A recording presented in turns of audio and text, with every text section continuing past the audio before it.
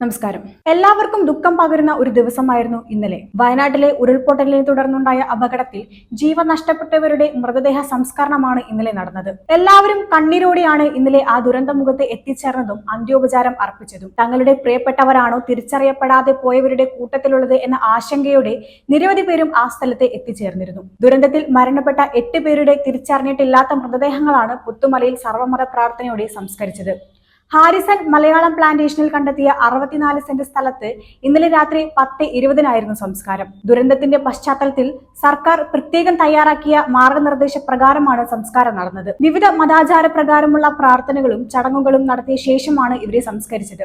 വിവിധ മതവിഭാഗങ്ങളുടെ പ്രാർത്ഥനയും കണ്ണുനീരും കൊണ്ടാണ് അവരിന്നലെ വിടവാങ്ങിയത്. ചൂരൽമല സെന്റ് സെബാസ്റ്റ്യൻ ചർച്ച് വികാരി ഫാദർ ജിബിൻ വട്ടക്കളത്തിൽ, മേപ്പാടി മാരിയമ്മൻ കോവിൽ കർമ്മി കുട്ടൻ, മേപ്പാടി ജുമാ മസ്ജിദ് ഖതീബ് മുസ്തഫൽ ഫൈസി തുടങ്ങിയവരാണ് പ്രാർത്ഥനകൾക്ക് നേതൃത്വം നൽകിയത്. മന്ത്രിമാരായ OR Kelu, K Rajan, AK Saseendran, MB Rajesh, ജില്ലാ പഞ്ചായത്ത് പ്രസിഡന്റ്, ജില്ലാ കളക്ടർ, ജില്ലാ പോലീസ് മേധാവി, സബ് കളക്ടർ, മതനേതാക്കൾ, ജനപ്രതിനിധികൾ തുടങ്ങിയവർ അന്ത്യോപചാരം അർപ്പിച്ചു.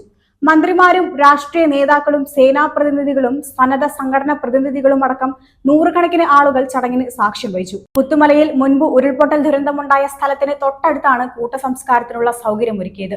എന്തായാലും ഒരു നീറ്റലോടെയാണ് എല്ലാവരും ഇന്നലെ ആ ചടങ്ങിന് സാക്ഷ്യം വഹിച്ചത്. ഇനിയും ഇങ്ങനെയൊരു ദുരന്തം ഭൂമിയിൽ ഉണ്ടാകാതിരിക്കട്ടെ എന്ന് തന്നെ നമുക്ക് വിശ്വസിക്കാം.